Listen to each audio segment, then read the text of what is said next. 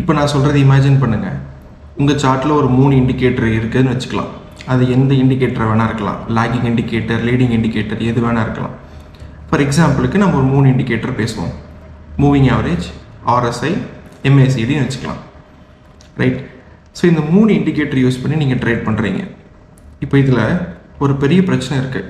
So அதை நீங்கள் தொடர்ந்து ட்ரேட் பண்ணும்போது உங்களுக்கு அந்த பிரச்சனை என்னன்னு தெரியும். அண்ட் அந்த பிரச்சனை எப்படி ஓவர் கம் பண்ணுறது அப்படின்றதையும் நான் சொல்கிறேன். இப்போ நீங்கள் இந்த இண்டிகேட்டர் வச்சு ட்ரேட் பண்ணுறீங்களா? ஒரு indicator for example moving average வந்து பை அப்படின்னு சொல்லும். அதே சமயத்தில் RSI வந்து செல் அப்படின்னு சொல்லும் ஒரே இடத்துல. இப்போ நீங்கள் எதை வந்து எடுத்துப்பீங்க?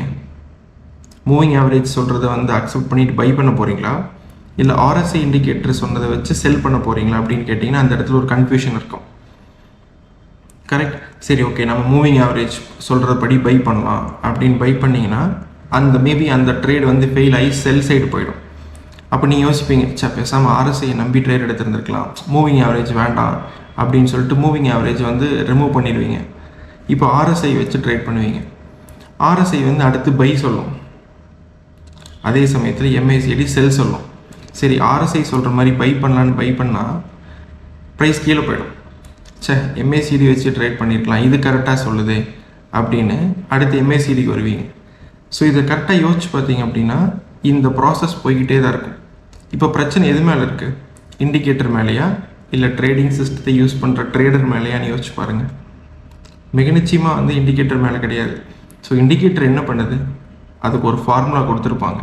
Right. Most of the indicator எப்படி டெவலப் பண்ணியிருப்பாங்கன்னா இதுக்கு முன்னாடி இந்த ப்ரைஸோட ஹை, லோ, ஓப்பன், க்ளோஸ், இதோட ஆவரேஜ் இதெல்லாம் போட்டு நிறைய ஃபார்முலாஸ் இருக்கும்.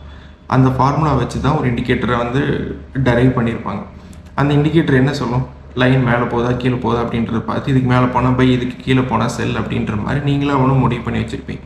ஸோ இங்கே யாருமே நம்ம மார்க்கெட்டை ட்ரேட் பண்ணுறதில்ல.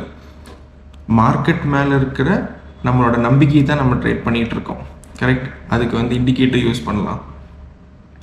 நிறைய விதமான ட்ரேடிங் சிஸ்டம்ஸ் இருக்குது. கரெக்ட். ஸோ இது இண்டிகேட்டரில் இதுதான் பிரச்சனை. உங்களோட ட்ரேடிங் சிஸ்டத்தில் உங்களோட சார்ட்டில் இருக்கிற இண்டிகேட்டர்ஸே வந்து 2 பை சொல்லும், 2 செல் சொல்லும். இப்போ எதை நம்புறது?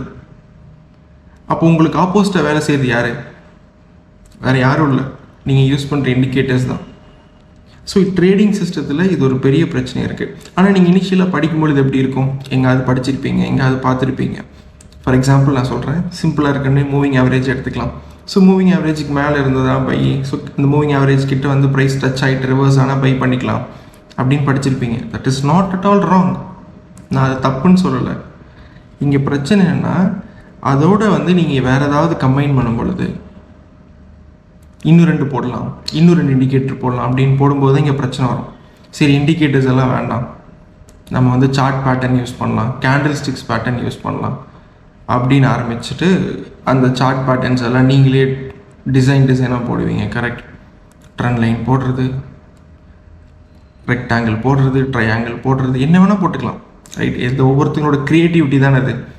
யார் என்ன வேணால் பண்ணலாம். பட் இதில் பிரச்சனை என்னென்னா நீங்கள் போடுற அதே ட்ரெண்ட் லைன் இந்த உலகமே அதே மாதிரி ட்ரெண்ட் லைன் போட்டு தான் இந்த சார்ட்டை பார்க்கும் அப்படின்னு நம்புறது. அப்படி இருக்க வேண்டிய எந்த அவசியம் இல்லை. கரெக்ட். ஸோ நீங்கள் ஒரு ட்ரெண்ட் லைன் போடுறீங்க அப்படின்னா நானும் அதே மாதிரி ட்ரெண்ட் லைன் போடணும்னு அவசியமே இல்லை. பக்கத்தில் இருக்கிறவர் வேறு மாதிரி இந்த சார்ட்டை பார்க்கலாம்.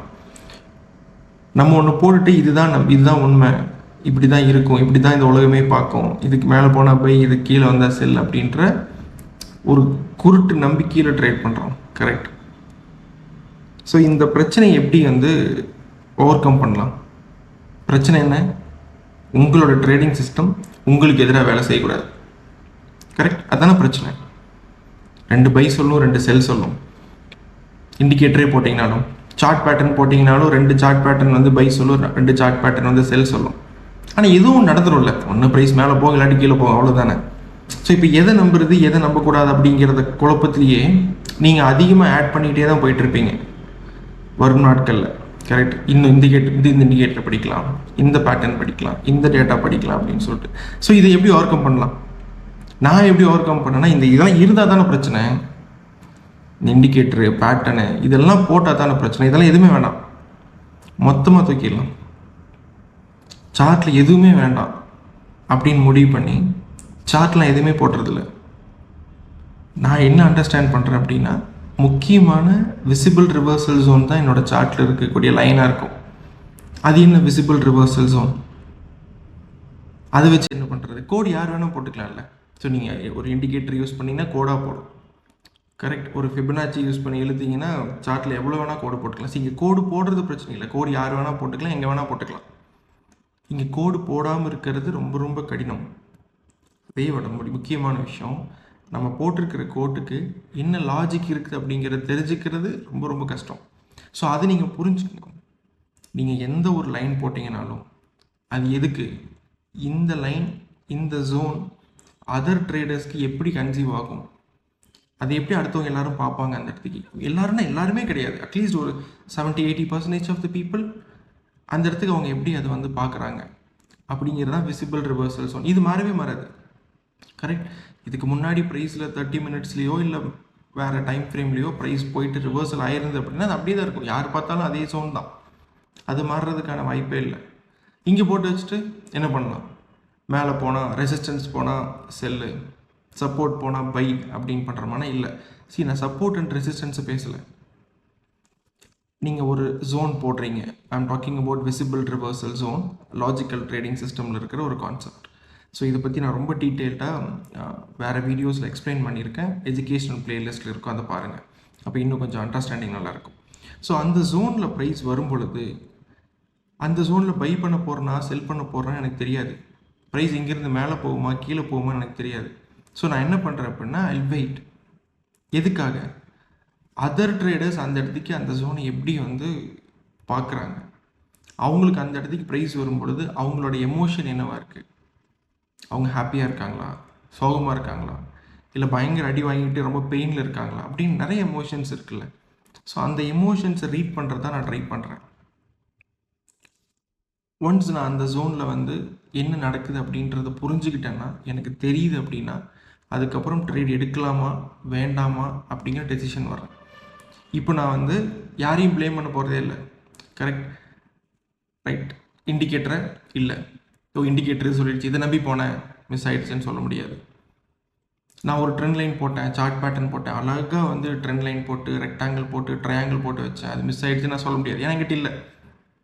ஸோ இப்போ நான் வந்து எது மேலேயும் நான் வந்து சொல்ல முடியாது, குற்றமே சொல்ல முடியாது, இது தப்புன்னு சொல்ல முடியாது, எதுவுமே இல்லையே. ஸோ பிரச்சனை ஏதாவது ஒரு பிரச்சனை இருந்ததுன்னா அது என்னவாக இருக்கும், நான் பண்ணுறது தான் பிரச்சனையாக இருக்கும். அப்போ என்ன பண்ணிக்கலாம்னா, நம்ம என்ன தப்பு பண்ணுறோம் அப்படிங்கிறத ஸ்கொயர் பண்ணிடலாம். ஸோ நம்மளோட தப்பை கொஞ்சம் கொஞ்சமாக ஓவர் கம் பண்ணி கொண்டு வந்துடலாம். இப்போ பிரச்சனை அடுத்தது மேலே சொல்லிக்கிட்டே இருந்தோம்னா அவங்க மாறப்போகிறதில்ல, இந்த இண்டிகேட்டர்ஸ் மாறப்போகிறதில்ல, இந்த பேட்டர்ன்ஸ் மாறப்போகிறதில்ல. அதை ப்ளேம் பண்ணி என்ன பிரயோஜனம், எந்த யூஸுமே இல்லை இல்லையா. ஸோ பிரச்சனையை நம்ம மேலே கொண்டு வந்துட்டு அந்த பிரச்சனைக்கான வழியை கொஞ்சம் கொஞ்சமாக குறைச்சிடலாம். ஸோ அப்படி நீங்கள் குறைச்சிட்டே வந்தீங்க அப்படின்னா உங்களுக்குன்னு ஒரு ட்ரேடிங் சிஸ்டம் ரெடி ஆயிரும். அதுலேயும் சில பிரச்சனை இருக்கும் ஆரம்பத்தில். பிரச்சனை இல்லாமல் எதுவுமே ஈஸியாக வந்து நெக்ஸ்ட் டே எல்லாமே நடந்துடாது. பட் உங்களால் சீக்கிரமாக ஒரு முடிவு நோக்கி போக முடியும். ஸோ இதை ட்ரை பண்ணுங்கள். உங்களோட பிரச்சனையை, உங்கள் ட்ரேடிங் சிஸ்டத்தில் இருக்கிற பிரச்சனையை உங்ககிட்ட கொண்டு வந்துட்டு உங்ககிட்ட இருக்கிற பிரச்சனையை கொஞ்சம் கொஞ்சமாக ஓவர் கம் பண்ணுங்கள். ஸோ அதுதான் வந்து ஒரு ட்ரேடராக ஒரு லேர்னிங் ஸ்டேஜில் ஈஸியாக எஃபெக்டிவாக பண்ணக்கூடிய வழி. I wish you all the best. இதை ட்ரை பண்ணி பார்த்துட்டு உங்களோட ஃபீட்பேக்ஸ் என்ன அப்படின்றத சொல்லுங்கள் கமெண்ட்டில். அண்ட் இன்னொரு வீடியோவில் ஏதாவது பேசுவோம். அது வரைக்கும் நன்றியும் அன்பும்.